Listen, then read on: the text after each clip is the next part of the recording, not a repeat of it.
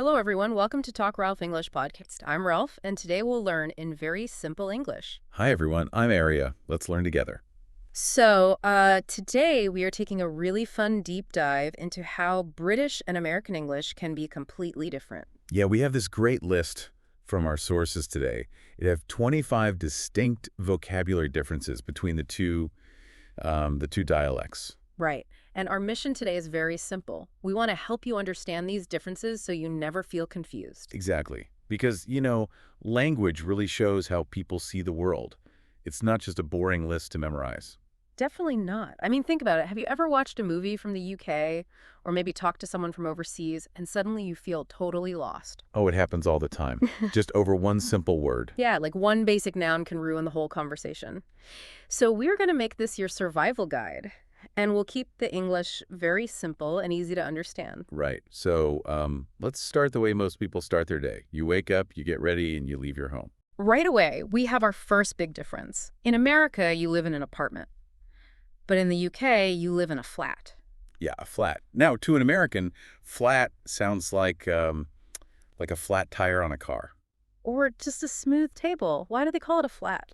Well, it comes from an old word that just meant the floor of a house. You live on one flat floor. Oh, okay. And apartment comes from the word apart, because your space is apart or, separated from your neighbors. Exactly. Both words make perfect sense when you think about them. Right. So you leave your flat and you need to go down to the street. In the US, I take the elevator because it elevates me. It takes me up. But British people take the lift because, well, it lifts you. That is so simple. They both describe exactly what the machine does. I do. It's just a slightly different action word. Okay, so we are down on the street now. In the US, I am walking on the sidewalk because I walk on the side of the street. But in London, you are walking on the pavement. And this is actually a bit of a danger word. Wait, really? Why is it dangerous? Because if you tell an American to walk on the pavement, they might walk right into the middle of the road. Oh, wow, yes. Because in America, the pavement is the road where the cars drive. Right. But in the UK, the pavement is specifically the path next to the road for walking. That is definitely something you need to know to stay safe. If you have any problem with these words, write it in the comments. We want to hear from you. Definitely. So next on our commute, we take the train. In a big city like New York, you take the subway. Because it is sub, which means under the Yeah. ground, subway. Very literal. Right. But in London, they call it the underground. Or they use a really fun word. They call it the tube. The tube. I love that because the tunnels for the trains are shaped like round tubes, right? Yes, exactly. It describes the physical shape of the tunnel. Okay, but let's say you decide to drive a car instead. By the way, if you are enjoying this deep dive so far, please remember to like, share, and subscribe. Yes, please do. It really helps us out. So if you are driving, you need to put your bags in the back of the car. In America, I open the trunk. But in the UK, you open the boot. The boot. And if the car is broken, I look under the hood in America. Right. And in the UK, you look under the bonnet. Okay, I have to ask you about this. A boot. A bonnet. These sound like clothes. They do, yeah. It sounds like I am dressing up a car in winter clothes. Why do they use clothing words for a car? It is pretty funny, right? Well, it actually goes back to horse-drawn carriages before cars were invented. Oh, really? Like old wooden carriages? Yeah. The boot was a little step on the side of the carriage shaped like a boot. Later, they used it to hold bags, and the name just stayed when cars were invented. That is so interesting. And what about bonnet? A bonnet is an old word for a hat that ties into your chin. The metal cover on the car covers the engine, just like a bonnet covers a head. Okay, that makes sense. It's like a metal hat for the car engine. Exactly. Right. American English just uses more literal words. Yeah. A trunk was literally just a large box tied to the back of early cars. Wow, okay. So I'm driving my car with its boot and bonnet. I get to a place where I need to stop. The light turns red. In America, it's a stoplight. But in the UK, they just call them traffic lights. They don't tell you to stop in the name, they just tell you they control traffic. Simple enough. But then, oh no, the road is closed. I have to go a different way. In America, I take a detour. In the UK, you follow signs for a diversion. A diversion? That sounds like I am trying to trick someone, like I am playing a game. It does sound a bit formal, doesn't it? Yeah. It just means turning the cars into a different direction. Oh, well, we survived the morning commute. Now, I think people are probably getting hungry. Oh, yes. And this brings us to food.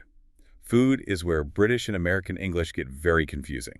The food words are crazy. Let's start with a snack. Say you want a coffee and a cookie. Right, an American cookie is sweet and baked, maybe with chocolate chips. But in the UK, they call it a biscuit. And this is where my American brain just stops working. Because in America, a biscuit is a soft, fluffy, warm piece of bread. Right, you eat it with dinner, maybe with chicken. Exactly. If someone told me to dip an American biscuit into a cup of sweet tea, I would think they were crazy. It sounds terrible. But the word biscuit actually means twice baked. Historically, they baked them until they were hard and crunchy, so they would last a long time on ships. Oh, so the British kept the original hard snack, and the Americans started using the Dutch word for little cake, which is cookie. Exactly. Now let's play a fun game. Let's say a British person invites an American over and offers them chips and a biscuit, Oh boy. Okay, as an American, I hear chips and a biscuit, and I am picturing a bag of cold, crunchy potato chips like Lay's and a piece of bread. which sounds like a terrible dry meal. Yeah, it sounds like you bought it at a gas station. But what the British person is actually giving you is a hot plate of thick French fries and a sweet cookie for dessert. Which sounds delicious. Wait, so American fries are British chips? Yes. Then what do the British call American potato chips? The cold, crunchy ones in a bag. They call those crisps. Crisps. Okay, that requires a lot of thinking. If you are watching this, let us know, have you ever been confused by food words? Have you ordered the wrong thing? It happens all the time.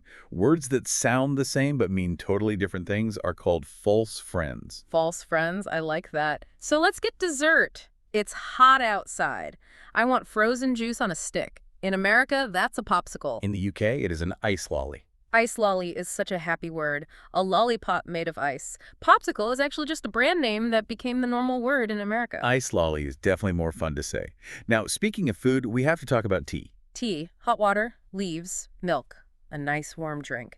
And hey, just a quick reminder, if you are learning a lot in this deep dive, please take a second to like, share, and subscribe. Thanks, Ralph. So, yes, tea is a drink. But in parts of the UK, especially in the north, if someone says, come over for tea, they mean dinner. Wait, really? Tea is a meal? Yes, it is the big evening meal. But if they call the evening meal tea, what do they call lunch in the middle of the day? They often call the middle meal dinner. Okay, my mind is blown. Dinner is lunch, and tea is dinner. Why? It goes back to factory workers a long time ago.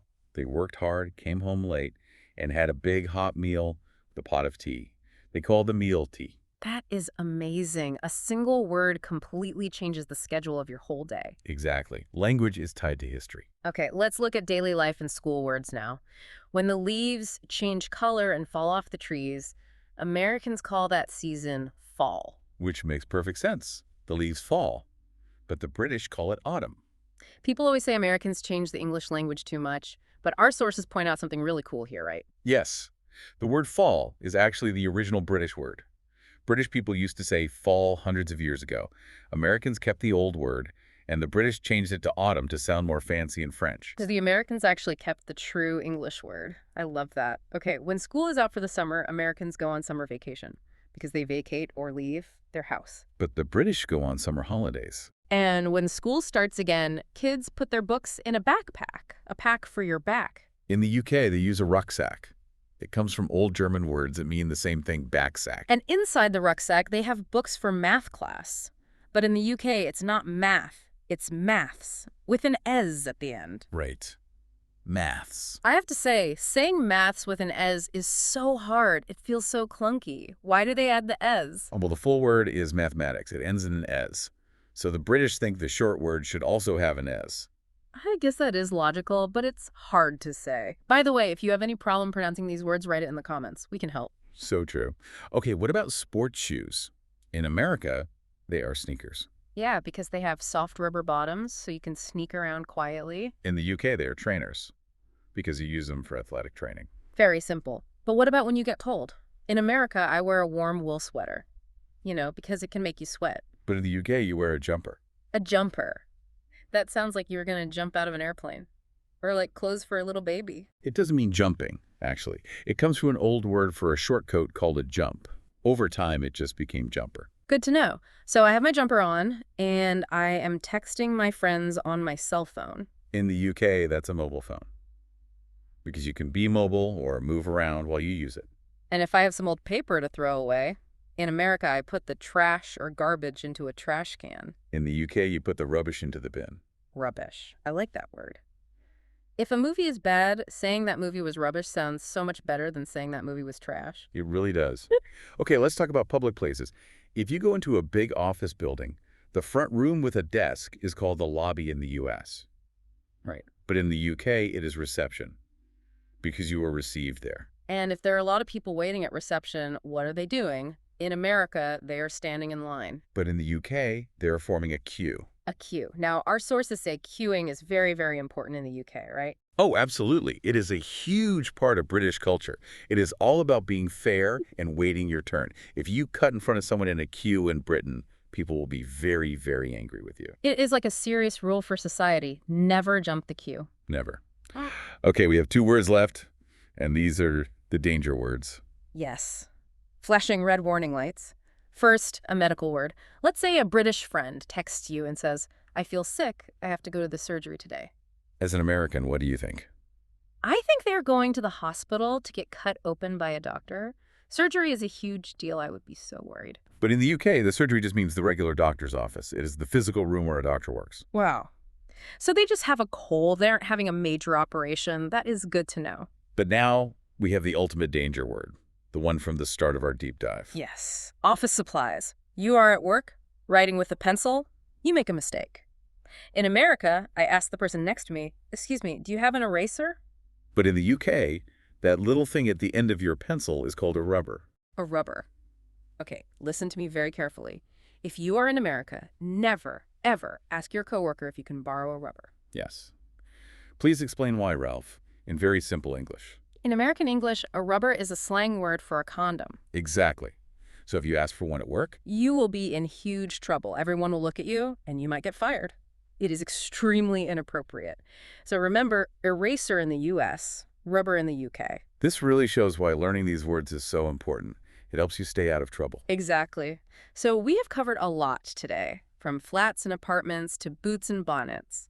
We survived the chips and crisps confusion, and we learned never to ask for a rubber in an American office. You now have the ultimate guide to the biggest word differences between America and the UK. It helps you speak and travel with total confidence. Which brings me to a question for you, the listener. Which of these words surprised you the most today? Yeah, write it down below. Was it tea being a dinner? Or autumn and fall? I'd love to read your answers. Now, Aria, before we go, where do you think this is all headed in the future? Well, think about the internet. People all over the world are watching the same videos and reading the same posts. The languages are mixing so fast now. That's true. I hear American kids using British words like mate all the time on the internet. Exactly. So the big question to think about is, will these words just blend together in the future? Will kids just pick the shortest word and create one single internet English? A brand new global English. That is something to think about. English is always changing and growing, and that's what makes it so fun. It really is. Keep exploring, keep learning, and always think about the words you use. And if you enjoyed learning with us, please remember to like, share, and subscribe. Thanks for joining us for this deep dive. We will see you next time. Bye, everyone.